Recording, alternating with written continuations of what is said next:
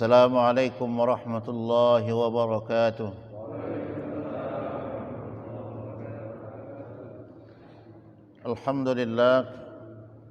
Alhamdulillahilladzi hadana lihada wa ma kunna linahtadiya laula an hadana Allah.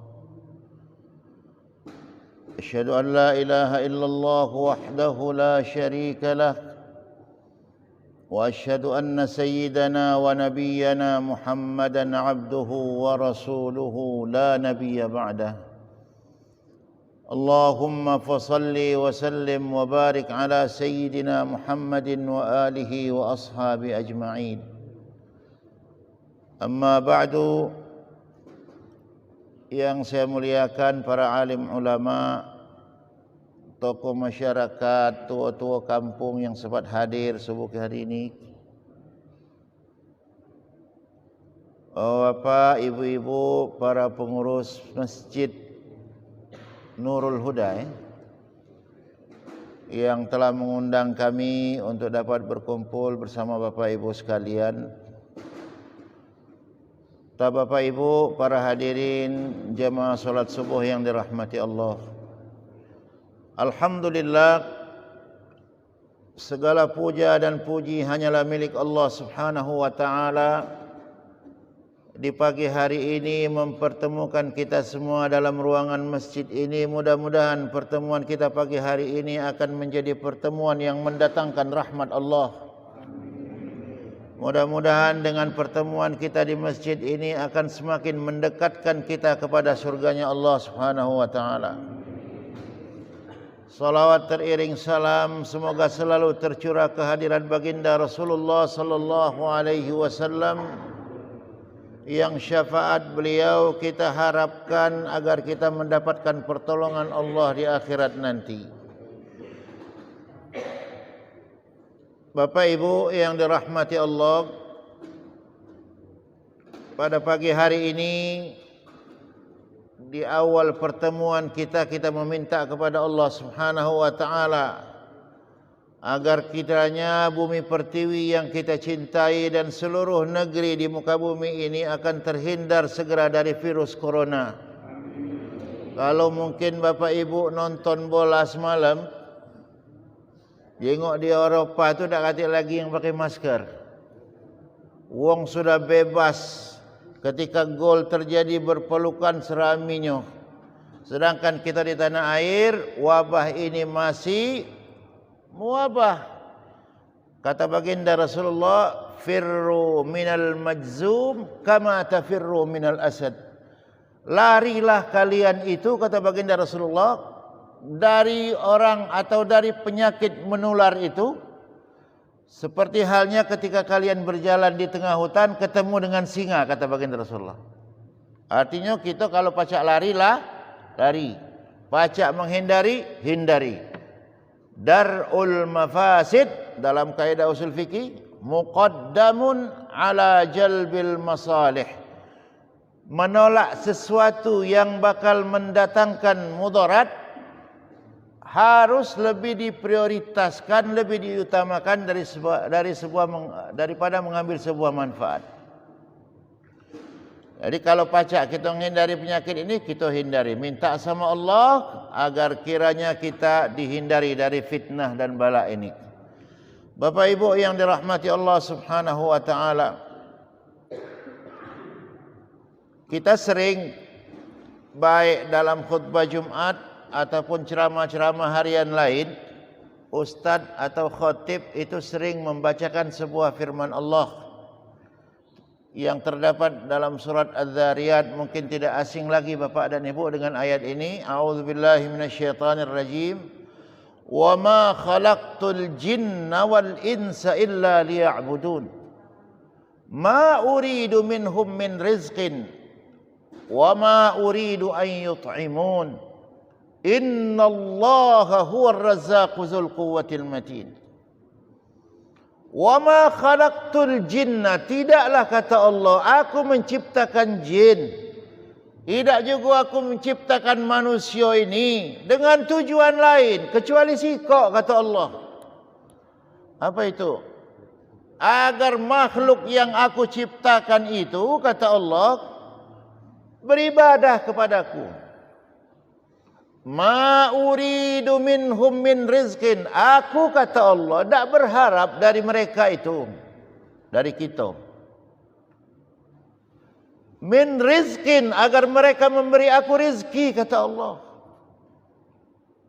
Wa ma uridu an yut'imun. Aku juga, kata Allah, tak berharap kalian itu memberi aku makan.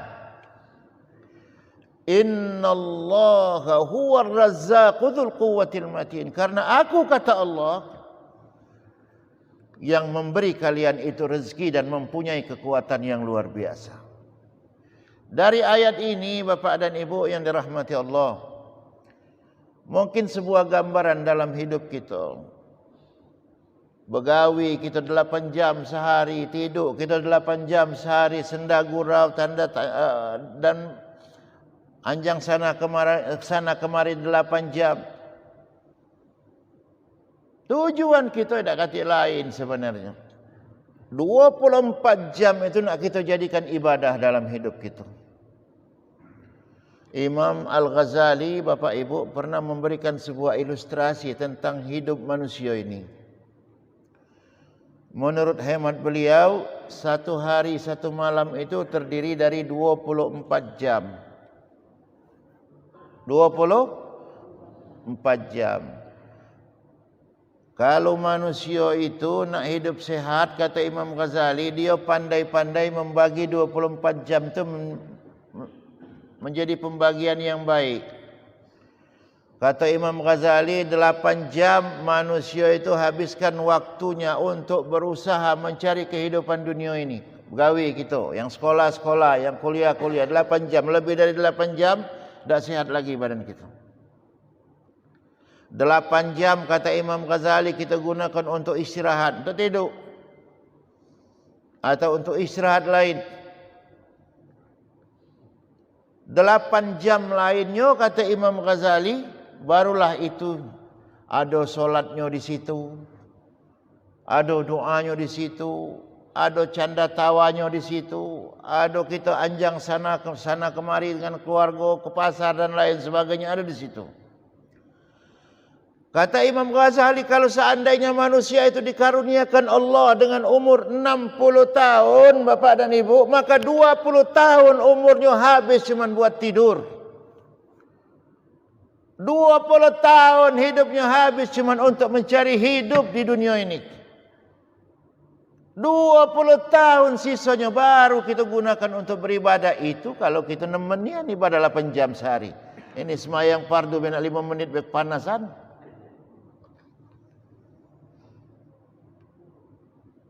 Lantas bagaimana kalau kita kembalikan kepada ayat Al-Quran tadi? Wa ma khalaqtul jinna wal insa illa liya'budun. Tidak aku ciptakan kamu itu agar kalian itu cuma beribadah sama aku.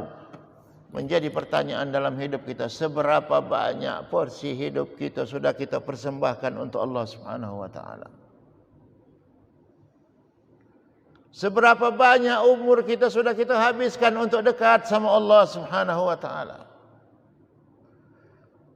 Oleh karenanya kita berupaya 24 jam yang kita lalui itu bukan hanya 1/3 saja, 8 jam yang kita gunakan untuk dekat sama Allah.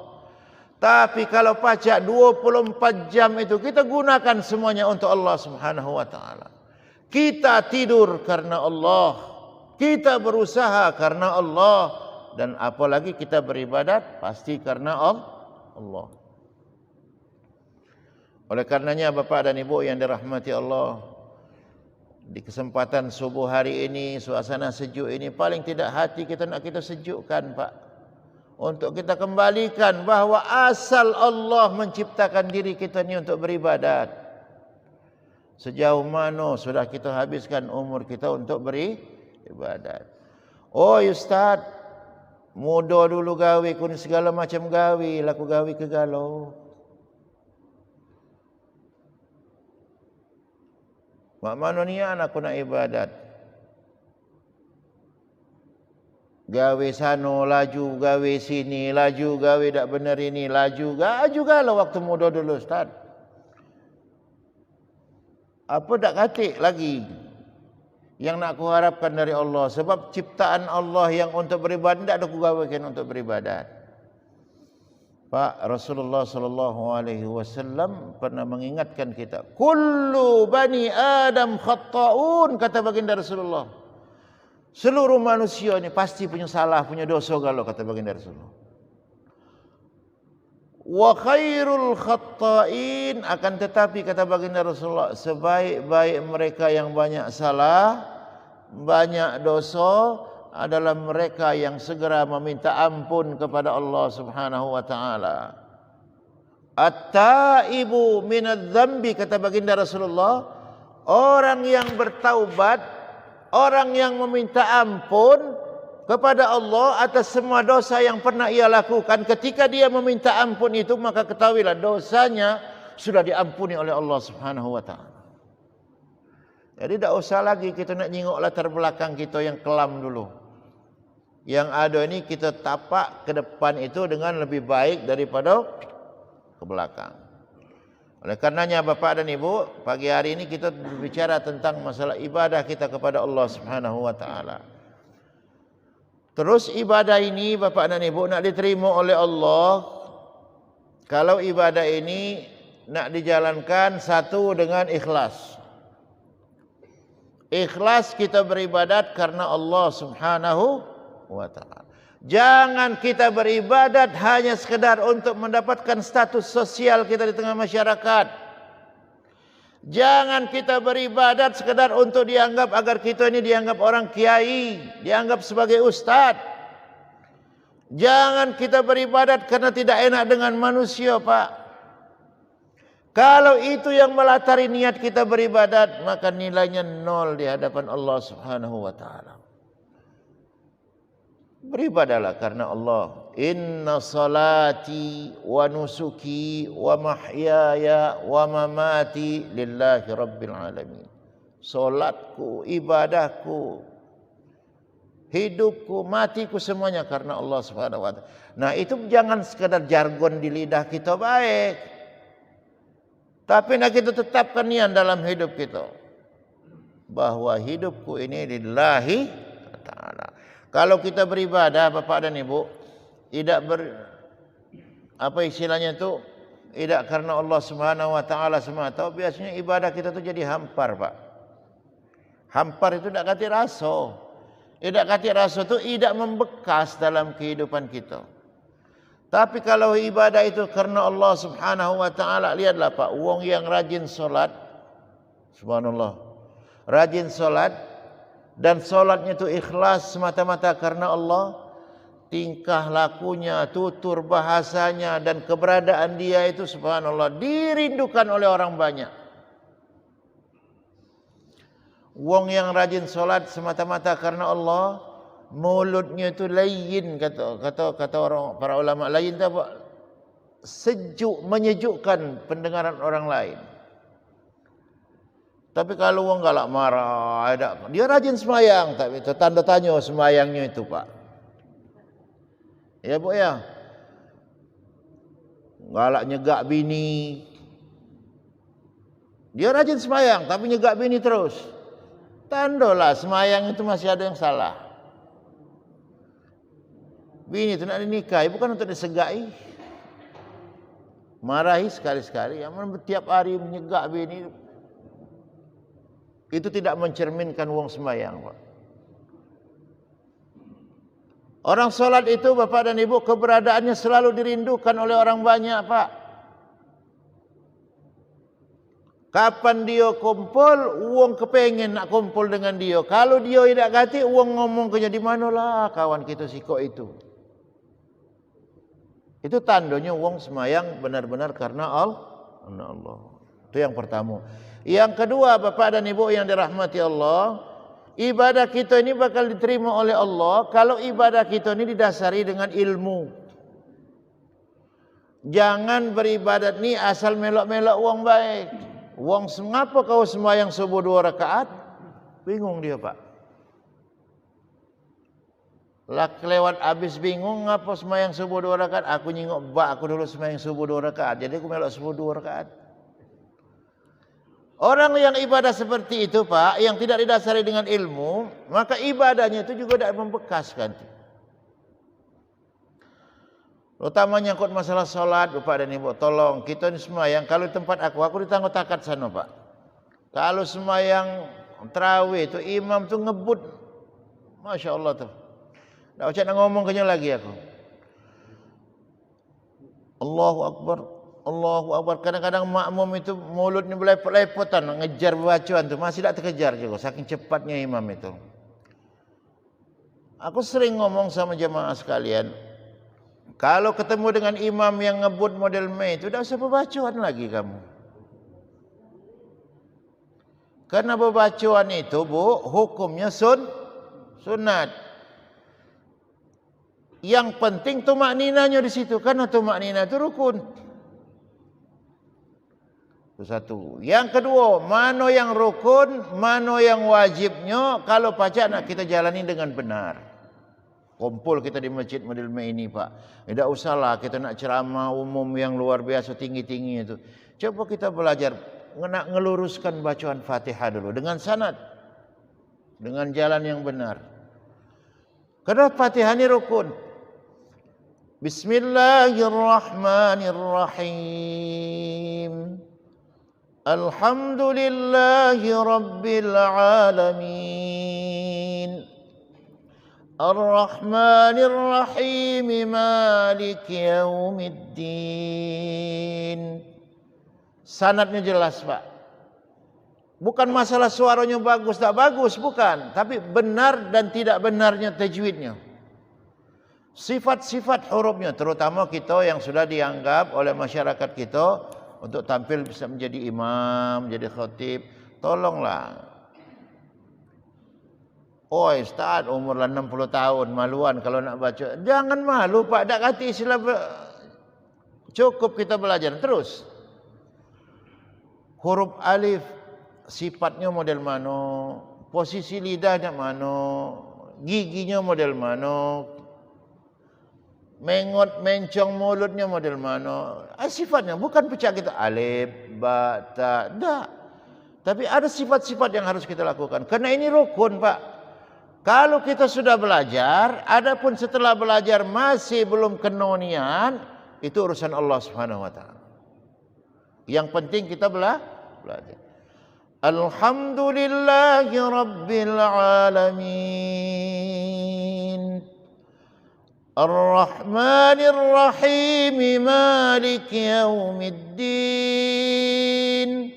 Iyyaka na'budu wa iyyaka nasta'in. Ihdinas siratal mustaqim. Siratal ladzina an'amta 'alaihim ghairil maghdubi 'alaihim waladdallin.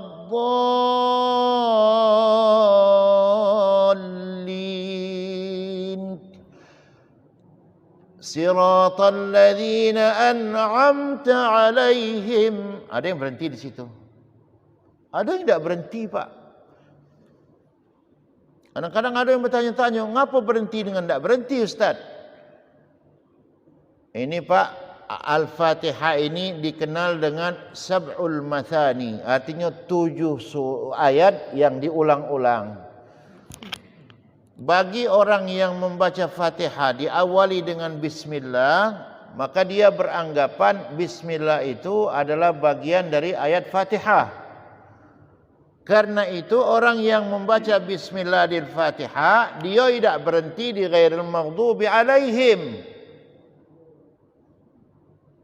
Sebab kalau dia berhenti di situ, dia lagi bukan jadi 7 ayat lagi, tapi jadi 8 ayat. Kita cek. Bismillahirrahmanirrahim. Bagi yang baca Bismillah, ini 1 ayat, Pak. Para mufassir yang yang mengajarkan untuk membaca Bismillah itu adalah mereka yang beranggapan bahwa Bismillahirrahmanirrahim adalah salah satu ayat dari Al-Fatihah. Ini 1. Alhamdulillahi rabbil alamin. 2. Malik yaumid ar-Rahmanir Rahim. 3. Malik yaumiddin. 4. Iyyaka na'budu wa iyyaka nasta'in. 5. Ihdinas siratal mustaqim. 6. صراط الذين أنعمت عليهم غير المغضوب عليهم ولا الضالين. Jadi 7. Nah, 7 ayat yang diulang-ulang. Tapi ada sebagian kita juga tidak ada baca bismillah. Ini adalah mereka yang mengikuti penafsir yang beranggapan bahwa Fatihah itu bukan dari bismillah itu bukan dari ayat surah Al-Fatihah. Alhamdulillahi rabbil alamin. Ar-Rahmanir Rahim. Maliki yaumiddin. Iyyaka na'budu wa iyyaka nasta'in. Ihdinas siratal mustaqim. صراط الذين أنعمت عليهم غير المغضوب عليهم ولا الضالين. Ini 7. Kalau kita membacanya 7 model itu, barulah kita kena sasaran bahwa Fatihah itu adalah sab'ul mathani, 7 ayat yang selalu diulang-ulang. Sebab itu ada ayat dalam Al-Quran, sab'ul mathani minal Quran. Sudah itu Bapak dan Ibu yang dirahmati Allah, salat ini di samping untuk diri kita juga, tolong Pak didik anak-anak kita untuk salat. Setidaknya Bapak dan Ibu didik anak kita ini bisa menjadi imam ketika kita menjadi jenazah nanti. Tidak usahlah kalau ada jenazah Bapak dan Ibu untuk menjadi imam itu nak nyari kiai dari seberang sana, ustaz dari ujung kulon sana, habib dari Jakarta segala macam. Sebab doa ustaz, doa kiai, doa habib itu belum tentu diijabah oleh Allah. Tapi kalau doa ahli warisnya dewek dari anak-anaknya dewek pasti dikabulkan oleh Allah Subhanahu wa taala. Ini sibuk, ada keluarga meninggal, sibuk kita nak bercarian ustaz ke sana kemari untuk ngimami. Padahal anak lanangnya ada. Suruh anak lanangnya. Oleh kerana itu mungkin Pak usul kepada pengurus masjid, boleh juga kalau nak diadakan cara kita mengurus jenazah, mulai memandikan sampai kita nyolatkan. Kalau aku pribadi ni Pak, kalau semayang jenazah insya-Allah baca. Tapi kalau nak mandi kena tak baca. Aku ni penakut wangnya. Ayo kalau mandi ku jenazah itu mulut kita nak dijaga. Aib jenazah itu tak boleh nak diceritakan. Ini kalau kita hobi ngerepet, tak usah. Takut kaki aib jenazah ini nyebar ke mana-mana. Tak boleh itu Pak. Kalau sekedar nak semayang jenazah, insya-Allah aku baca. Ya tak, doa baca. Nak mandi kenya tu tak jauh kenya cari yang lain baik. Padahal aku Pak di UIN Raden Patah itu ngajar Pak. Ada nama mata kuliah, salah satu mata kuliah wajib mereka itu adalah praktik ibadah. Nah, salah satu praktik ibadah ada mata kuliah memandikan jenazah. Kalau sekedar praktik dengan boneka segala macam kita berani. Tapi nak kalau ada jenazahnya kemudian agak ada rasa apa Pak? Bukan takut dengan mayatnya tu, mayat tu tak baca apa-apa lagi. Takut tak baca menjaga rahsia hati ni Pak, menimbulkan fitnah. Oleh kerana itu Bapak Ibu yang dirahmati Allah, didik anak-anak kita. Paling tidak ketika kita menjadi jenazah tu, kita ini tersenyum bahagia Pak ketika kita menjadi jenazah kalau anak kita mengangkat takbir. Allahu Akbar. Anaknya dewek nyolatkan. Ustaz, aku tak baca niatnya je anak kita. Tak usah nak berniat-niat lagi. Allah tahu tujuan kau apa dia ketika kau berada depan jenazah itu. Alhamdulillahi Rabbil Alamin. Ar-Rahmanir Rahim. Maliki Yawmiddin. Iyaka na'budu wa iyaka nasta'in. اهدنا الصراط المستقيم صراط الذين أنعمت عليهم غير المغضوب عليهم ولا الضالين. Dalam Fatihah itu ada doa, Pak. Ketika jenazah yang ada terkonjur di depan kita ni, kita doakan dia di hadapan Allah, terutama anaknya yang langsung yang berdoa, Bapak Ibu. Doa anak meminta kepada Allah untuk kemaslahatan orang tuanya, tidak ada hijab. Tidak ada batas, Pak. Apa yang dipinta oleh anak pasti akan dikabulkan oleh Allah untuk orang tuanya. Oh, anak aku ni anak yang nakal, Ustaz. Mana cara nakal? Tidak nakal kalau anaknya meminta kepada Allah untuk kemaslahatan orang tuanya, akan dikabulkan oleh Allah Subhanahu wa taala. Apalagi kalau anak ini anak yang soleh. Kita didik anak-anak kita, Pak, dari sekarang ini dengan tujuan untuk apa? Agar kita ini bisa panen ketika kita di dalam kubur nanti, panen ketika kita di surga Allah Subhanahu wa taala. Biar anak kamu banyak duit model manapun, kalau dia tidak terpikir nak nyemayang ke kamu, tak terpikir untuk mendoakan kamu, tak kata guna harta anak-anak kamu tu. Sebab harta anak-anak kamu itu tidak bisa kamu manfaatkan ketika kamu berada dalam kubur. Yang memanfaatkannya cuma dia dewek. Tapi kalau anak-anak kita didik dari sekarang, Bapak Ibu, tidak ada istilah kata terlambat. Dan kalau pajak budak-budak kita di rumah itu, anak-anak kita itu, nak kita tekankan, aku kalau mati kaget, aku minta tolong kau jadi imam. Aku kalau aku meninggal nanti, aku minta kau jadi imam salat jenazahnya. Amanatilah anak kita yang lanang. Oh, Ustaz, anak aku ni betina kalau dah kata lanang, cari dulur kita. Yang penting zawil qurba, ada garis kekerabatan. Terutama anak, orang tua, suami, istri. Aku jenguk di Palembang ini, Bapak Ibu yang dirahmati Allah, jarang nian wong nyemayang ke jenazah ni. Terutama ibu-ibu, Bu, aku sering nanya dengan mahasiswi aku tu, solat jenazah berapa rakaat, Bu? Berapa rakaat solat jenazah, Bu?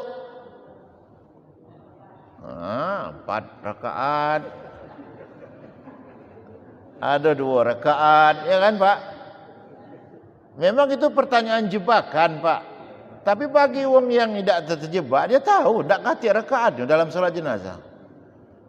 Itu tandanya apa, Pak? Ibu-ibu ni ada yang sudah umur 50 tahun, 60 tahun tak kalau sembahyang jenazah. Kita kadang-kadang ngundang ustaz, ngundang kiai, ngundang penceramah yang kita ajarkan yang masalah-masalah yang nyangkut duniawi ini. Tapi yang nyangkut salat jenazah ni jarang, Pak, diajarkan.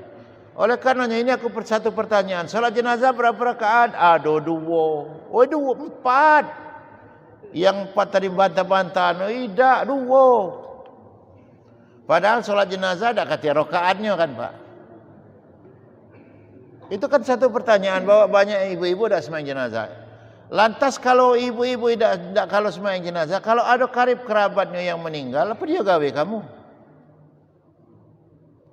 Nak ngajak wong baik. Ini, Pak, fenomena dalam masyarakat kita. Kalau ada acara tahlilan, misalnya yang tahlil, nyuruh wong baik, Pak, berbacaan doa segala macam. Anak-anaknya tercogok di depan rumah. Kalau kita tanya apa dia gawe kau di depan sini? Aku, Ustaz, untuk mempersilakan tamu masuk ke dalam, nyambut tamu maksudnya. Uang berbacaan dia kelakar ngolor ngidul di depan rumah. Doa wong sebanyak yang kita undang ini belum tentu dikabulkan Allah, Pak. Tapi kalau anaknya itu, Pak, tercogok, Pak, di depan tempat wong berdoa itu, dia dewe yang berdoa di situ meminta pasti akan dikabulkan oleh Allah untuk kemaslahatan si mayit. Yang lanang tercogok di depan rumah, yang betina kelentang-kelenteng ngurusi piring tekwan, ngurusi piring model dan lain sebagainya di belakang. Sehingga yang berbacaan doanya siapa, Pak? Wong lain Pak yang diundang. Doa wong lain itu belum tentu dikabulkan Allah. Kita juga Bapak dan Ibu kalau takziah, tidak ada kita tu nak minta sambut Pak, bukan kondangan nganten ke. Kalau takziah tu tidak usah disambut dan kita hadir, tidak usah diundang kita hadir.